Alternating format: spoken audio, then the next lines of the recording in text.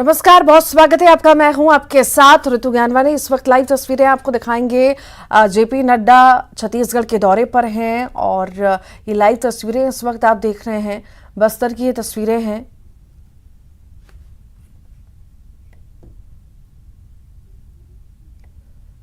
तो राष्ट्रीय अध्यक्ष का चुनावी शंखनाद हो चुका है। बस्तर से जेपी नड्डा ने चुनावी शंखनाद किया है। भूपेश सरकार पर निशाना भी उन्होंने साधा है। कांग्रेस शासन में नक्सली हमले बढ़े हैं, ऐसा नड्डा ने कहा है।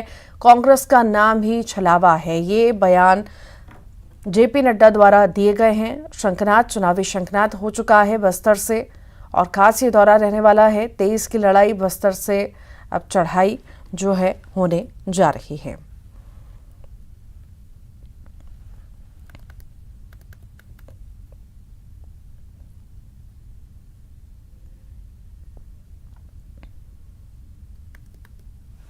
मैंने सुना और मैंने पहले भी कहा कि सागर साहू की जब खबर सुनी तो मन द्रवित हुआ। मुझे दुख हुआ जब 6 फरवरी को हमारे मंडल बीजापुर के अध्यक्ष नीलकांत राकेश को जिस तरीके से बर्बरता से उनको अपर अटैक हुआ, वह भी निंदनीय भी है और दुख देने वाला भी है। और जिस तरीके से हमारे बुद्धराम करपन जी को जिस विशेष परिस्थिति में उनकी लाश मिली, संदिग्ध हालत में मिली, से प्रश्न खड़े करता है। लेकिन मैं एक प्रश्न खड़ा करना चाहता हूं, क्या यह सच्चाई नहीं है कि जब से भूपेश बघेल की सरकार आई है नक्सली हमले बढ़े हैं? क्या यह सच्चाई नहीं है? क्या यह सच्चाई नहीं है? बढ़े कि नहीं बढ़े? बढ़े कि नहीं बढ़े? यह इनके प्रशासन के बारे में दर्शाता है। और इसलिए हम ये कह सकते हैं कि जब डॉक्टर रमन सिंह जी की सरकार थी तो सुख शांति चैन था, लॉ एंड ऑर्डर था, सब लोगों को जीने का हक था, सब लोगों के विकास के लिए काम हो रहा था। मैं डॉक्टर रमन सिंह जी के माध्यम से यह बताना चाहता हूं कि कांग्रेस का दूसरा नाम ही छलावा है। कांग्रेस का एक एक नेता लटकाना, भटकाना, अटकाना, छिटकाना, यह कांग्रेस की रीति नीति है। इसलिए कांग्रेस का कोई नेता ये करे तो अचरज की कोई बात ही नहीं है।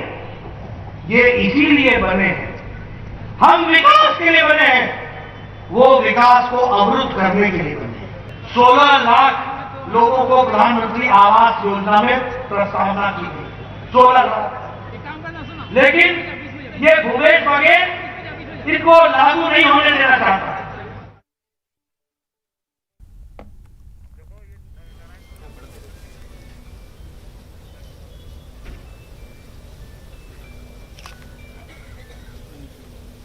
सागर साहू अमर रहे। नारायणपुर पहुंचे हैं जेपी नड्डा। ये तस्वीरें आप देख रहे हैं, सागर साहू को श्रद्धांजलि देने के लिए पहुंचे हैं। नारायणपुर की ये तस्वीरें आप देख रहे हैं। बीजेपी कार्यकर्ता को श्रद्धांजलि उनके द्वारा दी गई है।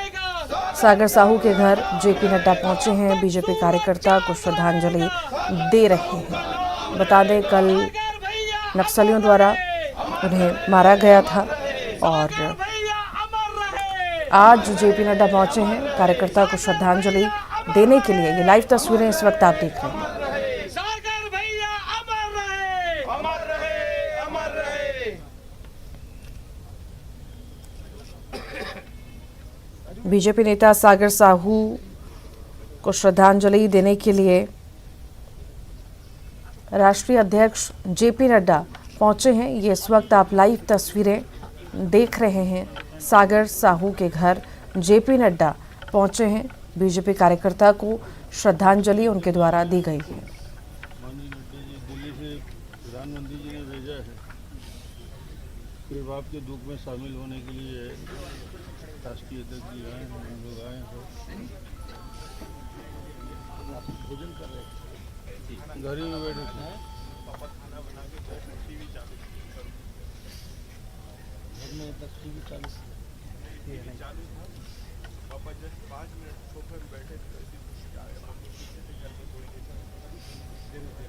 ये तस्वीरें इस वक्त आप देख रहे हैं नारायणपुर की तस्वीरें हैं। बीजेपी कार्यकर्ता को श्रद्धांजलि देने के लिए जेपी नड्डा पहुंचे हैं, सागर साहू के घर पे पहुंचे हैं। बता दें कल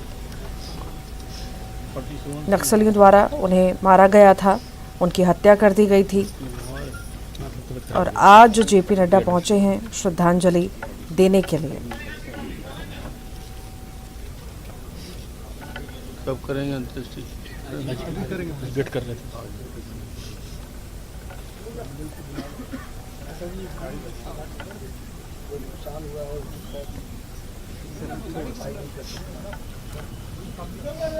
ज्यादा जानकारी के लिए विवेक श्रीवास्तव हमारे साथ जुड़ गए हैं। विवेक, बीजेपी नेता की कल हत्या हुई थी और आज श्रद्धांजलि देने के लिए राष्ट्रीय अध्यक्ष पहुंचे हैं।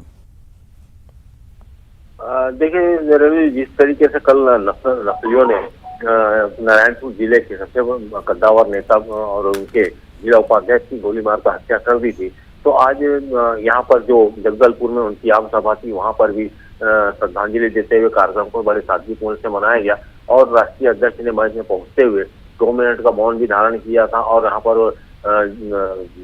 भाजपा नेता के तस्वीर पर पुष्प अर्पित की थी। आपको बता दूं कि 1 महीने में भाजपा ने 3 नेताओं को खोया है बस्तर में, एक बीजापुर, एक जगदलपुर और एक नारायणपुर में।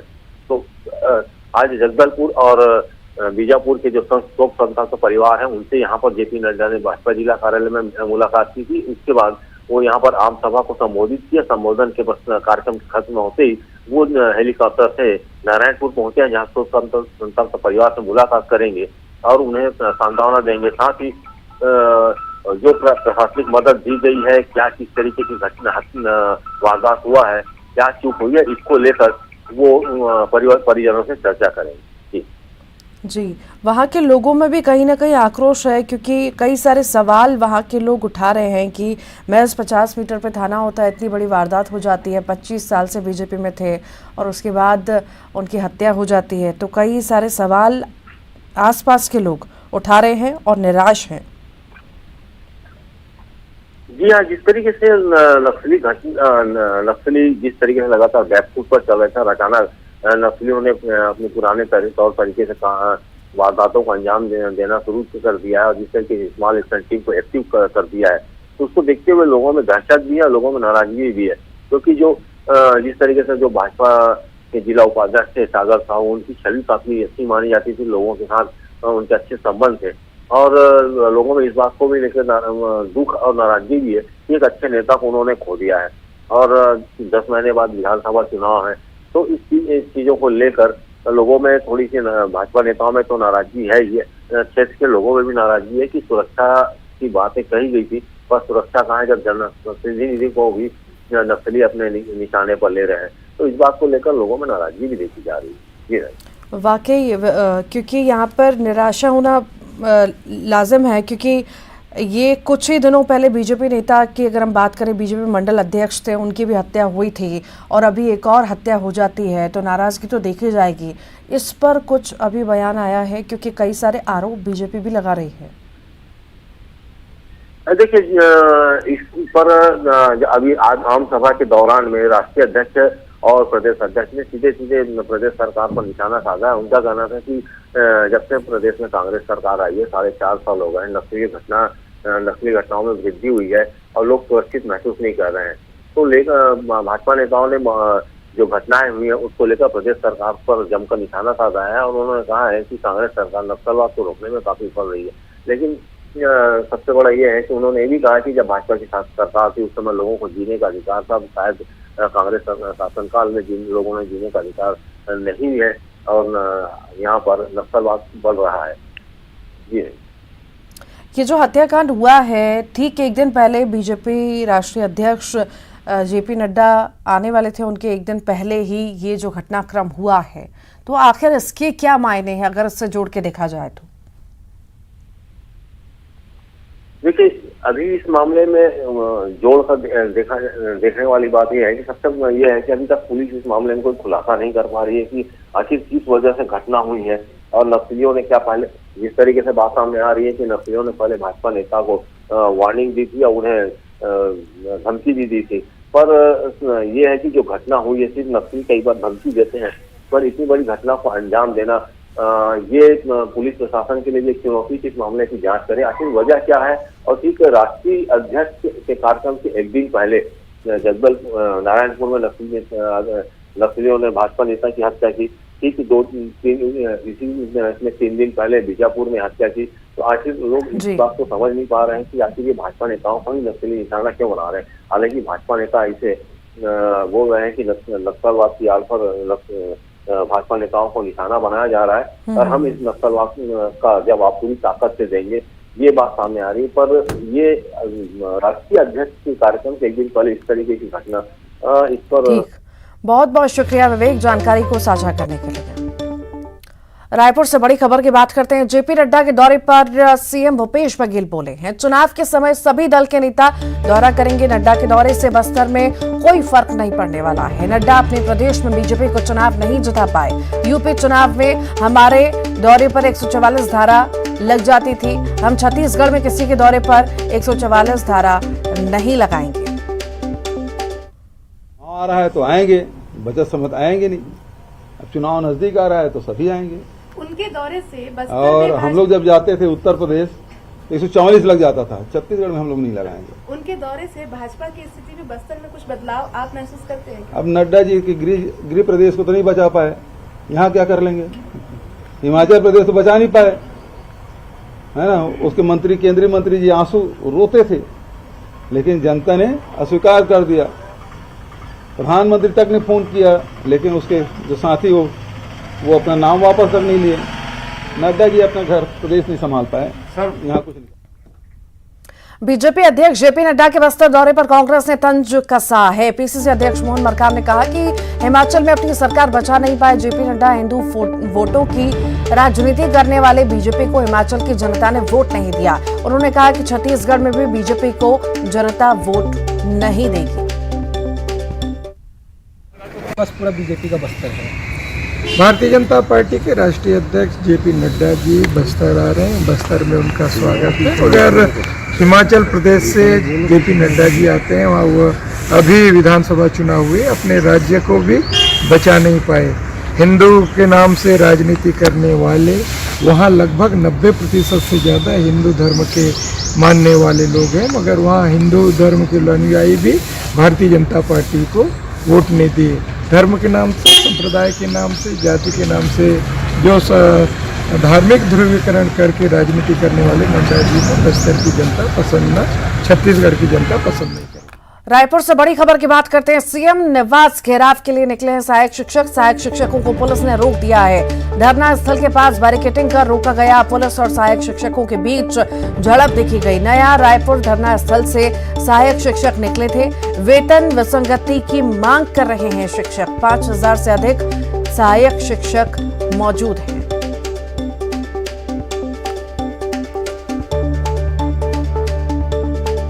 और ज्यादा जानकारी के लिए ममता लांजेवार हमारे साथ जुड़ गई हैं। ममता, सहायक शिक्षकों का प्रदर्शन लगातार जारी है, क्या क्या उनकी मांगे हैं और कब से ये प्रदर्शन चल रहा है, कब तक चलेगा, पूरी जानकारी विस्तार से दीजिए। देखिए, एक सूत्री मांग को लेकर सहायक शिक्षक जो है वो लगातार हड़ताल कर रहे हैं और अभी आप देखेंगे कि सीएम हाउस घेराव के लिए वो निकले हुए थे। पूरे प्रदेश भर से जो सहायक शिक्षक है वो आए हुए हैं 5 संभागों से और आप देख सकते हैं कि सामने बैरिकेड्स लगा दिए गए हैं, उनको रोक दिया गया है और आगे नहीं जाने दिया जा रहा है। अगर हम बात करें तो धरना स्थल जो है वो बूढ़ा तालाब था पहले और उसके बाद अब धरना स्थल को बदला गया। बदलने के बाद में यहाँ पर वो स्ट्राइक कर रहे हैं और आप देखेंगे कि पुलिस से उनकी बातचीत हो रही है, वो बैठे हुए हैं और इस बात पर अड़े हुए हैं कि सीएम हाउस जो घेराव है वो किया जाए और उसी के लिए जो है आप यहाँ पर देखेंगे कि जो सहायक शिक्षक है वो यहाँ पर बैठे हुए हैं। भैया उस तरफ चेहरा करिए और बताइए कि क्या आप लोगों की मांगे हैं और क्यों बैठे हुए हैं। हमारी एक ही मांग है, वेतन विसंगति जो 4 साल से मुख्यमंत्री महोदय ने माना था कि हमारा वेतन विसंगति है, उसके बावजूद आज 4 साल पूरे होने के बावजूद भी उन्होंने जो घोषणा की थी उसे पूरा नहीं किया। इसलिए हम आज लगातार 4 वर्षों से इसी मांग पर अड़े हुए हैं और जब तक शासन हमारी मांग पूरी नहीं करती हम हड़ताल खत्म नहीं करेंगे। सीएम हाउस घेराव के लिए जा रहे थे आप लोग? जी, हम लोग न्याय पद यात्रा के माध्यम से अपने एक सूत्री मांग वेतन विसंगति को लेकर सीएम हाउस घेराव के माध्यम से ज्ञापन सौंपने के लिए हम यहाँ से गूंज किए हैं, जो यहाँ पे हमको रोका गया है। जी, तो आगे क्या आप लोग सोच रहे हैं? क्या सोच रहे हैं? या तो हमको सीएम हाउस जाने दिया जाए, वहाँ हम जाके खुद ज्ञापन सौंप देंगे। हाँ, या तो हमको सीएम हाउस जाने दिया जाए या फिर हमारी वार्ता या डेलीगेशन सीएम हमारी टीम को ले जाके वार्ता कराई जाए या शिक्षा मंत्री या सीएम से। कितने दिन हो गए हैं आप लोग इसका जो स्ट्राइक है? विगत 4.5 साल से 2018 से लेकर हम एक सूत्री मांग के लिए धरनारत हैं। समय समय पर हम अपनी मांगों को लेकर एक दिवसीय धरना अनिश्चितकालीन आंदोलन के माध्यम से हम शासन प्रशासन को अवगत कराते आए हैं। उन्होंने कमेटी भी बनाई है, लेकिन अभी तक हमारे मांगों के लिए कोई रास्ता नहीं निकाला है। कब तक ये चलेगा? हमारा डेलीगेशन हम लोग ये चाह रहे हैं माननीय मुख्यमंत्री जी से शिक्षा मंत्री हमारा डेलीगेशन कराया जाए और हमारे मांगों पर ठोक पाल हुआ। अभी अगर हम बात करें तो सीएम हाउस घेराव के बाद कल भी आप लोगों ने कोशिश की है, आज भी यहाँ पर बैरिकेड्स लगे हैं, जा तो नहीं पाएंगे, तो आगे क्या है, किस तरह की स्ट्रेटेजी होगी आप लोगों की? जब तक हम हमारी डेलीगेशन टीम या सीएम से हम नहीं मिलेंगे तब तक हम यहाँ से हटेंगे नहीं। जी, तो ये आप देख सकते हैं यहाँ पर बड़ी संख्या में जो सहायक शिक्षक है वो यहाँ पर मौजूद हैं। वेतन विसंगति एकमात्र मांग है और उस एक सूत्री मांग को लेकर यहाँ पर है। बैरिकेड्स यहाँ पर लगे हुए आप देख सकते हैं कि यहाँ पर बैरिकेड्स लगाए गए हैं, बड़ी संख्या में फोर्स यहाँ पर मौजूद है और कल भी इन्हें रोका गया था, आज भी पुलिस की कोशिश है कि किसी तरह से रोक लिया जाए और बातचीत चल रही है। वो कह रहे हैं कि डेलीगेट्स जो है वो एक ज्ञापन सौंप दें और यहाँ से वापस लौट जाए, लेकिन जो सहायक शिक्षक है वो यहाँ पर अड़े हुए हैं कि वो सीएम हाउस तक के जाएंगे और अपनी बात जो है वो रखेंगे। आप देखना ये है कि वो कितना इस पे जो कामयाब हो सकते हैं, लेकिन आप बैरिकेड्स देख सकते हैं कि किस तरीके से ये जो चादरें हैं वो लगाई गई हैं और ये केवल यही नहीं बल्कि अलग दूर तक आप देखेंगे कि इसी तरीके से बैरिकेडिंग जो है वो की गई है। कोशिश यही है कि किसी भी तरीके से जो है वो उन्हें रोका जाए और वो सीएम हाउस तक नहीं पहुंच पाए, लेकिन सहायक शिक्षक जो है वो भी जिद पर अड़े हुए हैं और उनका कहना है कि जब तक उनको जाने नहीं दिया जाएगा वो यहाँ पर बैठे रहेंगे। जी ठीक, बहुत बहुत शुक्रिया ममता। बलौदा बाजार से बड़ी खबर की बात करते हैं। खेत में भीषण आग लगी है। बड़े भरसीला गांव के खेत में भीषण आग लगी है। करीब 50 एकड़ फसलों में आग लगी है। आग से लाखों रुपए का सामान का नुकसान हुआ है। समय पर नहीं पहुंची फायर ब्रिगेड की टीम। हवा चलने से तेजी से आग फैल रही है।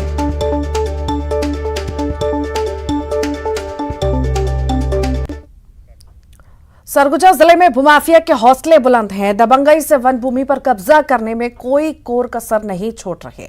ऐसा ही मामला अंबिकापुर ब्लॉक के हर्रा टिकरा ग्राम पंचायत में देखने को मिला है, जहां वन भूमि पर जेसीबी लगाकर भूमाफिया कब्जा कर रहे थे। स्थानीय लोगों की सूचना पर महिला वनकर्मी सरोज पैंकरा पहुंची, जिस पर भूमाफिया ने जेसीबी चढ़ाने की कोशिश की। स्थानीय लोगों ने महिला वनकर्मी को वहां से हटाया।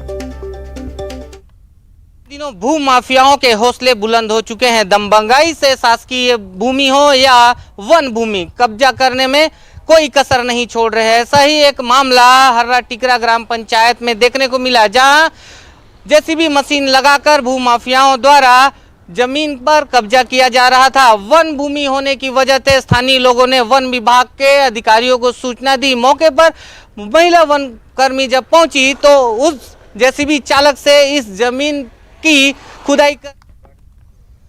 रायपुर की बात करते हैं। केरल के राज्यपाल आरिफ मोहम्मद खान रायपुर पहुंचे हैं। रामचरितमानस पर आरिफ मोहम्मद खान का बयान आया। हर एक को अपनी राय रखने का अधिकार है, आरिफ खान ने कहा है। रामचरितमानस की चौपाई पर बोले हैं आरिफ मोहम्मद, उसमें विचारों की स्वतंत्रता को रखा गया है।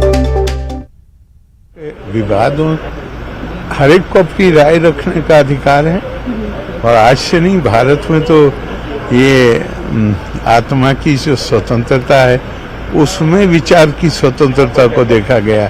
जाकी रही भावना जैसी प्रभु देखी तीन मूरत है।